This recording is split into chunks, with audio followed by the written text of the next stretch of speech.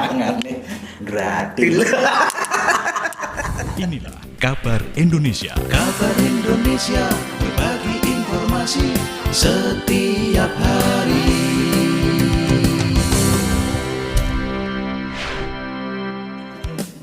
Kita lanjut lagi. Apa yang akan kita bahas kali ini? Kayaknya kita mau pengen bahas umbi-umbian deh. Umbi-umbian itu karena banyak sekali ya. Jadi umbi-umbian itu ada bawang merah. Itu kategorinya umbi lapis, kemudian bawang daun. Itu juga sebenarnya kategori umbi-umbian, namun yang diambil adalah daunnya. Itu bawang seperti bawang pre ya. Bawang pre atau Jawa Barat bawang daun lah yang gitu. Kemudian kentang, kemudian umbi jalar, kemudian ketela pohong. Cuman nanti ada pembeda sedikit aja. Tapi intinya sama. Termasuk juga golongan rimpang-rimpangan. Rimpang-rimpangan. Ya, ini sama jadinya kencur.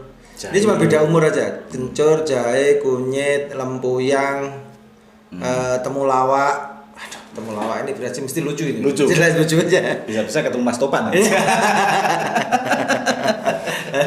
Jadi golongan umbi-umbian ini sebenarnya kategorinya dari kategori yang sama, cuman nanti yang membedakan adalah umur. Nah, ketika kita ngomong beda umur, nanti yang kita bedakan adalah di fase peralihan dari vegetatif ke generatif, dari pertumbuhan sampai ke memaksimalkan produktivitas rimpang atau umbi. Jadi pada persiapan awalnya sama.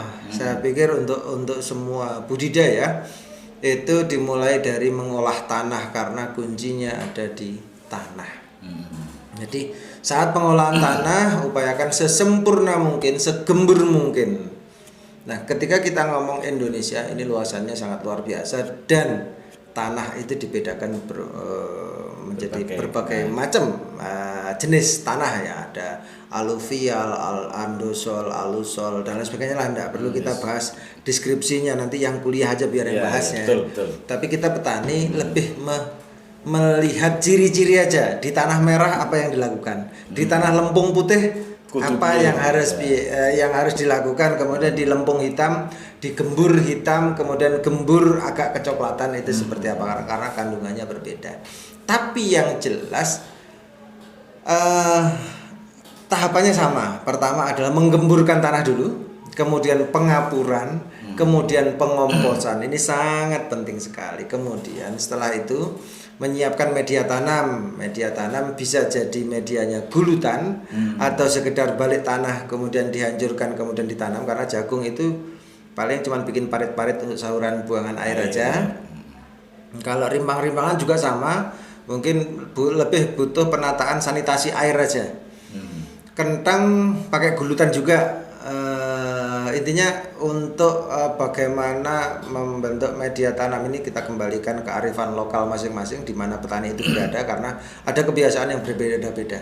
Tapi yang nggak boleh dibedakan adalah aplikasi untuk menyempurnakan media tanamnya, yaitu pengapuran dan pengomposan, kemudian dilanjutkan dengan aplikasi Hanamaru Soil Improvement Mix dengan Hanamaru Trico. Ini wajib ya. Ini sifatnya wajib. Kenapa? Kalau Hanamaru Soil Improvement, kita akan memberikan makanan bagi mikroorganisme supaya mereka tumbuh dan berkembang biak dengan pesat, sehingga berefek tanahnya kemudian menjadi gembur dan subur otomatis ya.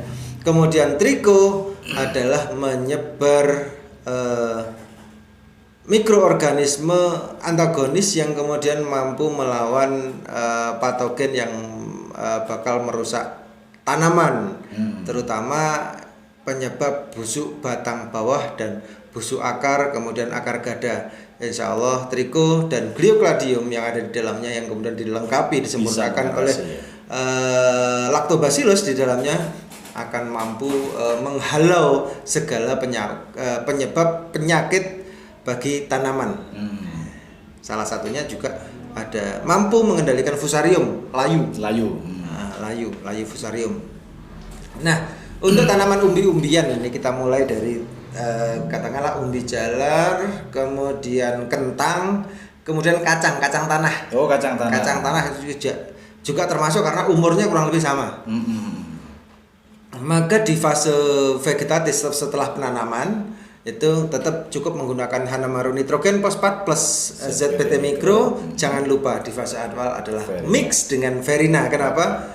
Karena bisa jadi saat penanaman itu sudah ada faktor atau ada telur dari hama. Bisa jadi telur kupu-kupu yang nempel di daun saat kita lakukan penanaman, bisa jadi. Maka dari awal sedini mungkin kita aplikasikan Verina mix dengan Hanamaru nitrogen fosfat plus ZPT mikro. Tetap 3 sendok ya. Tetap 3 sendok di fase awal dan selanjutnya cukup 1 sendok setiap 7 hari sekali sampai memasuki fase vegetatif ya.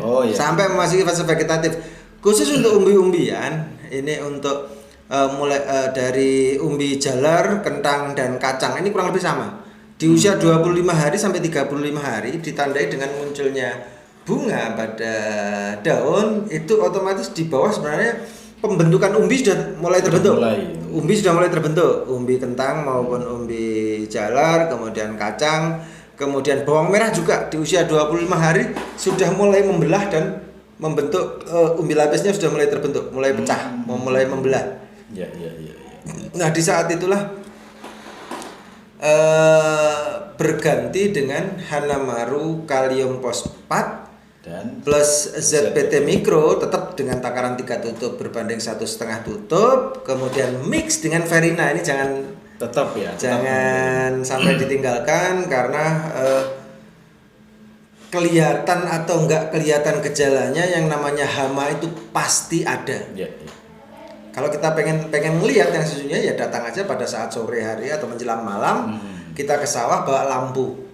Kita nyalakan lampu di tengah sawah, pasti akan banyak hama yang berterbangan dan mengerumuni lampu itu. Maka jangan sampai putus penggunaan Verina ini, lakukan dengan terus menerus.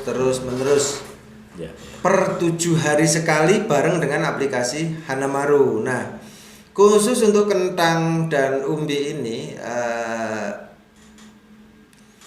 kalau pakai Hanamaru jangan kaget nanti kalau usianya maju ya, karena lebih cepat. Biasanya akan lebih cepat, umbinya akan lebih padat, kemudian panennya juga akan otomatis lebih cepat. Nah, ini kelebihan Hanamaru, karena Hanamaru memberikan nutrisi yang siap saji sehingga tanaman akan menyerap secara maksimal dan insya Allah hasilnya pun akan sangat luar biasa. Nah, mengenai hama dan penyakit kurang lebih sama di tanaman ini. Kalau hama sudah kita bahas tadi karena ada Verina. Sekarang penyakitnya, biasanya penyakit itu ditandai dengan munculnya bintik-bintik kuning pada daun. Ini bisa terjadi di kacang tanah, bisa terjadi di kentang dan umbi jalar. Sama. Jadi golongan penyakitnya kurang lebih sama. Ini biasanya efek dari keasaman dan kelembapan.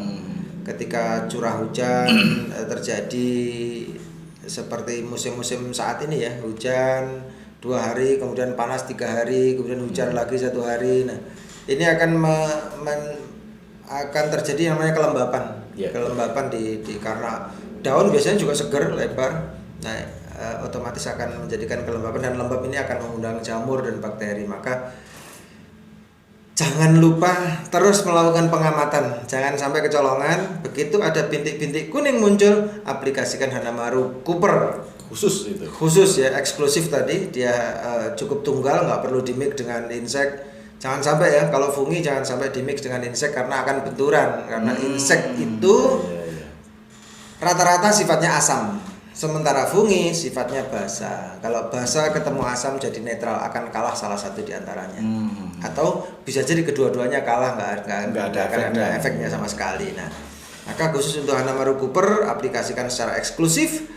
Aplikasinya di siang hari antara jam 9 sampai jam 12 dengan takaran 2 sendok penuh untuk 1 tangki. 3 sendok ya, 3 sendok makan full untuk 1 tangki. Nah, ini sekedar trik aja untuk menyiasati, karena bentuk powder ini seringkali ada powdernya yang ikut masuk ke nozzle sehingga spoilernya kemudian jerbet. Jadi keluarnya nggak maksimal. Maka cara mengaduknya jangan diaduk di dalam tangki, tapi aduk dulu di dalam ember sampai betul-betul rata, kemudian saring, ketika memasukkan ke dalam tangki disaring dulu.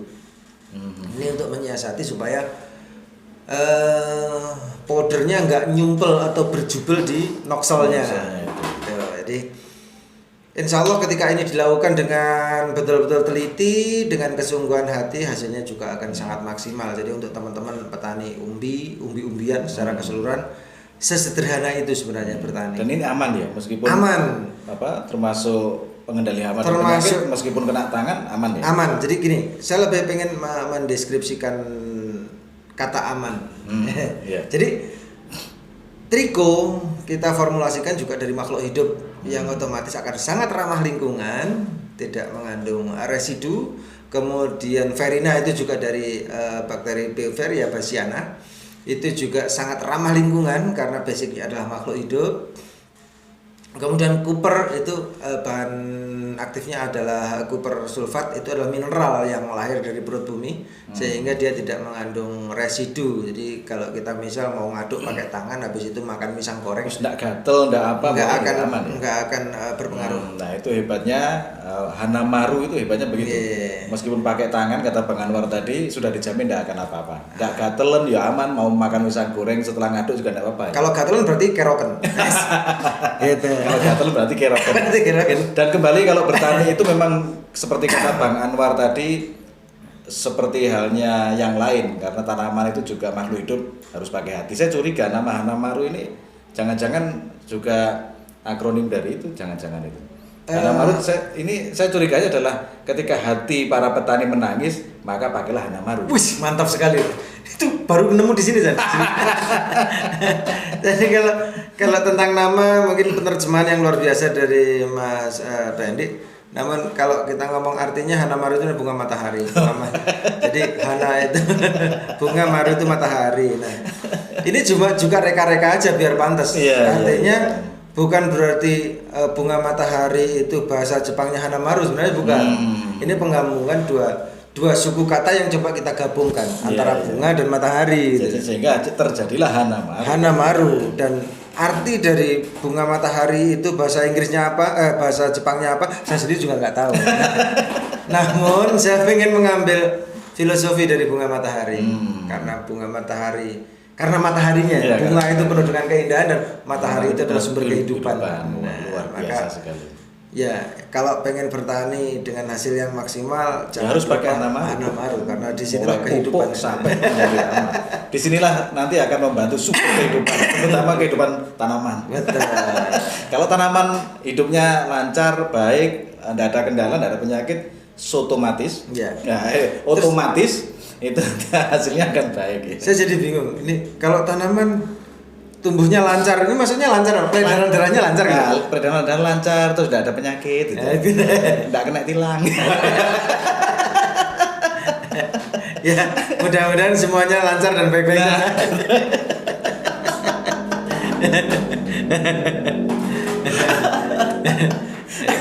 Ya, seperti itulah. Jadi seperti yang berkali-kali kita Bang Anwar sampaikan, bahwa bertani itu sebenarnya sangat mudah. Seberapapun luasan lahan yang kita punya sebenarnya bisa kita manfaatkan dan kita bisa maksimalkan. Misalnya kita punya lahan ya beberapa meter pun kita bisa maksimalkan dengan tanam sayur. Tidak perlu sulit, tidak perlu ribet-ribet. Ternyata dengan pakai Hanamaru, enak lah pokoknya. Daripada lahannya kosong, daripada lahannya menganggur, ya kan. Jadi ya yang penting lancar. Yang penting lancar tadi itu. Lahan aja menganggur nggak enak, apalagi kita nganggur. Ya, nggak enak banget. Nggak enak banget ya itu tadi. Ada gini sedikit quotes ya. Jadi sedikit quotes ini untuk menginspirasi teman-teman. Jadi dengan berpikir dan berlaku sedikit gila, kita akan mampu melampaui ambang batas kewajaran. Jadi kalau kita berpikir rata-rata, jangan pernah mendapatkan sesuatu yang luar biasa. Harus gila dulu. Harus gila dulu. Paling enggak berpikir sedikit di atasnya orang rata-rata. Apa kira-kira orang rata-rata itu nggak gila? Ya rada edan sini. Tapi gila yang kemudian menghasilkan sesuatu gila yang terarah. Nah, gila yang bermanfaat dan lancar. Bahkan nanti saya punya jargon di pabrik itu gini. Jadi Crazy Plant People gitu.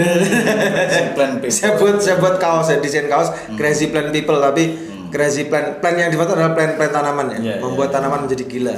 Karena memang dikerjakan dengan pemikiran gila, tanamannya juga akan tumbuh menjadi gila. Artinya gila gak umum ya. Gak umum, iya. Yang lain nggak nyampe kita nyampe. Ra umum lah. Wis ra umum. Enak. Sing lain aduh.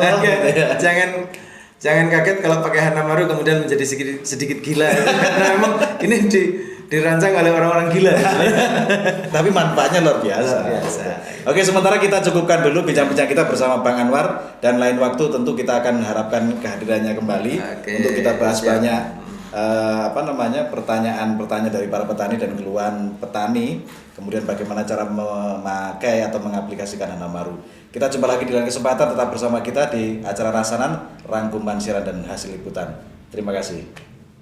Inilah Kabar Indonesia. Kabar Indonesia, berbagi informasi setiap hari.